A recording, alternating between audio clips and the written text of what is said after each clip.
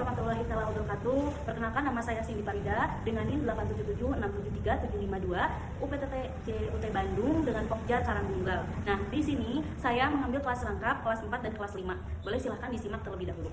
Oke, untuk tugas PKN-nya saya mengambil kelas lengkap kelas 4 dan kelas 5. Nah, di sini saya kelas 5 mengambil pelajaran IPA dan kelas 5 saya mengambil pelajaran bahasa Indonesia. Untuk kelas 4 itu mata pelajarannya materi pelajaran melestarikan sumber daya alam, dan untuk kelas 5 materi pembelajarannya adalah amanat dan ciri-ciri pantun. Oke, untuk selanjutnya, Assalamualaikum warahmatullahi wabarakatuh.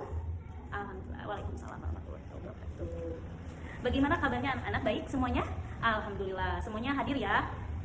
Ada yang izin sakit? Tidak ada ya? Semuanya hadir semua. Oke, baik. Sebelum pembelajaran dimulai, marilah kita berdoa terlebih dahulu. Boleh silahkan Agni dipimpin dulu untuk berdoa. Oke, berdoa selesai. Biar lebih semangat lagi belajarnya hari ini, mari kita menyanyikan lagu wajib nasional dulu. Untuk lagunya Indonesia Raya. Silahkan, yuk semuanya berdiri ya. Oke. 1, 2, 3. Hiduplah Indonesia Raya, Indonesia tanah airku. Baik, sudah beres. Untuk selanjutnya pembelajaran, Ibu mau menanyakan terlebih dahulu ke kalian. Pembelajaran yang sebelumnya itu pembelajaran apa? Ya, oke. Baik, Ibu mulai untuk hari ini kelas 4 ya. Oke, kelas 4 pembelajaran IPA. Materi pembelajarannya adalah melestarikan sumber daya alam. Apakah ada yang tahu sumber daya alam itu disingkat menjadi apa? SDA. Baik. Ada yang tahu tidak pengertian dari sumber daya alam?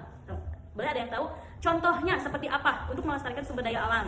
Oke, sebelum kalian jawab, Ibu bakal menjelaskan terlebih dahulu ya sumber daya alam itu. Contohnya kita itu menanam sebuah tanaman tumbuhan di mana kita itu harus sering melestarikan. Seperti apa Ibu contohnya untuk melestarikannya? Misalkan setiap hari kita siram, kasih pupuk. Nah, agar apa? Agar pertumbuhan yang Ibu kasih bagus, tanamannya tidak cepat layu ataupun mudah rusak. Nah, seperti itu. Jadi kita itu harus bisa menjaga tumbuhan tersebut itu bagaikan kita mempunyai barang. Nah, seperti itu. Tumbuhan juga kalau misalkan dikasih makan, dikasih air, dan tentunya pertumbuhannya juga bakal bagus. Seperti kita saja, seperti manusia. Kalau misalkan kita tidak dikasih makan, tidak dikasih minum, apakah kita bakal sehat? Apakah kita bakal hidup? Nah, dan tentunya kita pasti bakal pingsan atau enggak sakit. Nah, seperti itu. Kepada tumbuhan juga tidak jauh seperti kita melestarikan dan menjaga ke manusia. Seperti itu ya anak-anak ya. Oh, siapa lagi di sini selain tumbuhan? Misalkan kita saja dulu. Misalkan contoh Agni, kita itu harus butuh apa dalam kehidupan? Nah, kita justru butuh makanan, protein. Contohnya dari hewan apa? Hewan sapi. Sapi mengeluarkan susu. Susu untuk apa? Untuk diminum oleh manusia. Seperti itu.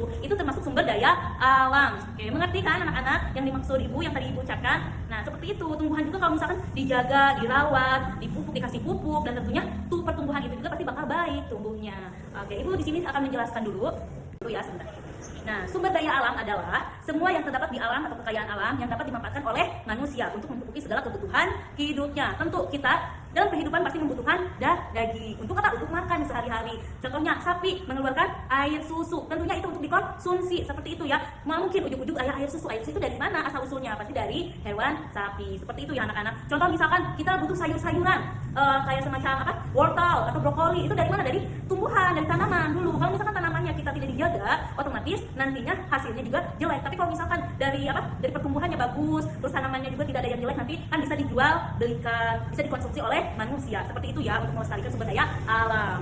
Oke, baik. Nah, di sini ada jenis sumber daya alam. Berdasarkan jenisnya, sumber daya alam itu dibedakan menjadi dua. Ada sumber daya alam dapat diperbarui dan sumber daya alam yang tidak dapat diperbaharui. Oke, Ibu jelaskan. Sumber daya alam yang dapat diperbaharui itu merupakan sumber daya alam yang terus-menerus tersedia di alam dan jika berkurang dapat dipulihkan kembali. Coba ada yang tahu tidak contohnya sumber daya alam yang dapat diperbaharui apa aja?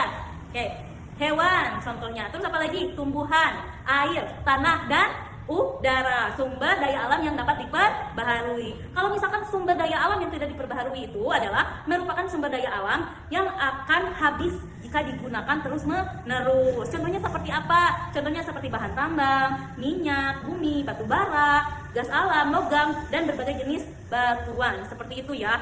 Kalian harus bisa membedakan sumber daya alam yang dapat diperbaharui dan sumber alam yang tidak dapat diperbaharui. Ibu, kalau misalkan contohnya beras itu termasuknya apa? Sumber daya alam yang tidak dapat diperbaharui karena itu yang akan habis jika digunakan terus-menerus ya. Beda dengan kayak hewan, tumbuhan, air, tanah, dan udara. Oke, di sini jelas tidak? Sudah mengerti?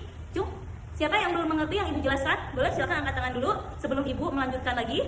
Oke, mengerti ya? Di sini contohnya sumber daya alam yang dapat diperbaharui, termasuknya air.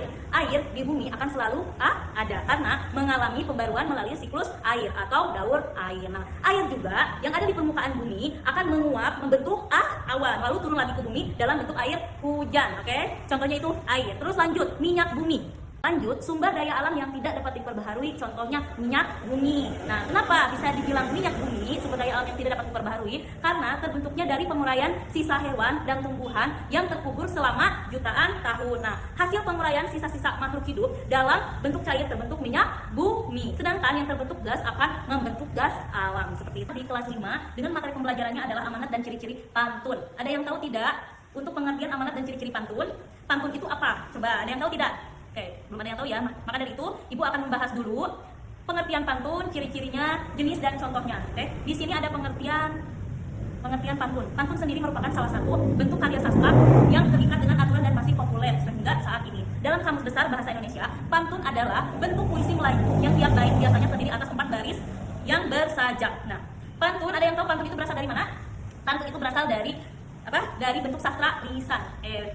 Pantun itu berasal dari bahasa Minangkabau, yaitu patun-tun yang bermakna penuntun. Oke, baik teman-teman. Di sini awalnya pantun adalah salah satu bentuk sastra lisan yang menjadi tradisi di kalangan masyarakat Melayu. Namun saat ini pantun sudah sering banget ya ditemukan, maupun itu di Google, di internet, kan ya. Sudah banyak sekali di buku-buku juga banyak ya pantun yang sudah ditemukan bentuk tertulis ataupun tidak tertulis. Nah, oke, baik lanjut. Di sini ada ciri-ciri pantun.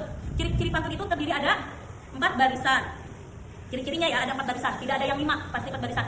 Nah, terus lanjut, di sini itu tiap baris terdiri dari 8 sampai 12 suku kata, memiliki pola sajak AB, AB ataupun AA. Kalau misalkan dari atasnya contoh ujungnya A, nah isinya juga harus A, bait ketiganya juga harus A, seperti itu. Tidak ABC ya, tapi AB atau AA seperti itu ya. Nah, baris pertama dan kedua berisi kalimat sampiran. Terus selanjutnya baris ketiga dan keempat merupakan isi pantun. Seperti itu ya. Boleh nanti ditulis terlebih dahulu ciri-cirinya seperti apa, pengertian dan jenis pantun dan contohnya. Nah, di sini ada banyak jenis pantun berdasarkan isinya. Pantun dibedakan menjadi beberapa jenis, antara lain pantun nasihat. Pantun nasihat itu memiliki isi yang bertujuan untuk menyampaikan pesan moral dan juga mempelajaran atau didikan. Seperti itu ya. Harus membedakan nanti kalau misalkan ada contoh di sini, ini maksudnya pantun apa nih? Maksudnya pantun nasihat ataupun pantun teka-teki, seperti itu ya. Kalian harus bisa membedakan. Nah, terus pantun nasihat biasanya memiliki pesan-pesan bijak yang mengajak pembaca atau pendengar untuk berbuat baik. Oke, contoh, ada anak bermain gitar dipetik musik mengalun. Coba apa isinya? Jika ingin menjadi pintar, belajarlah dengan giat dan tekun. Nah, ada anak bermain gitar R. Jika ingin menjadi pintar, tuh kan? Jadi ujung-ujungnya itu sama ya. Jangan sampai ABCD, tapi harus sesuai. Bait ke-1 dengan bait ke-3 itu harus sesuai. Oke? Lanjut di sini ada apa aja lagi pantunnya? Ada pantun teka-teki, jenis-jenis pantun ya. Nah, jenis-jenis pantun itu ada pantun apa tadi? Pantun nasihat. Sudah pantun nasihat apa? Pantun teka-teki. Nah, seperti itu ya. Banyak ada pantun agama juga, pantun jenaka dan pantun kiasan. Ada pantun peribahasa, banyak ya, jenis-jenis pantun itu banyak sekali. Jadi kalian harus bisa membedakan. Di sini itu ada 6. Ada pantun apa tadi? Pantun nasihat, pantun teka-teki, terus apa lagi? Pantun agama ya. Terus lanjut pantun jenaka, pantun kiasan dan pantun peribahasa. Oke? Jadi kalian harus bisa membedakan apa itu pantun agama. Berarti kalau pantun agama itu pasti lebih ke beragama ya, lebih ke Islami. Isi-isi pantunnya seperti itu ya. Semoga materi yang Ibu sampaikan semoga bermanfaat. Mudah-mudahan kalian bisa mengerti apa yang Ibu jelaskan tadi. Oke? Jadi kalau sesudah Ibu pahami, nanti Ibu kasih soal. Baik ya, dikumpulkan besok saja. Oke. Dicukupkan hari ini ya untuk pelajaran apa? Tadi pelajaran bahasa Indonesia, amanat dan ciri-ciri pantun. Sekian dan terima kasih. Cukupkan hari ini, semoga bermanfaat. Wabillahi taufiq wal hidayah. Wassalamualaikum warahmatullahi wabarakatuh.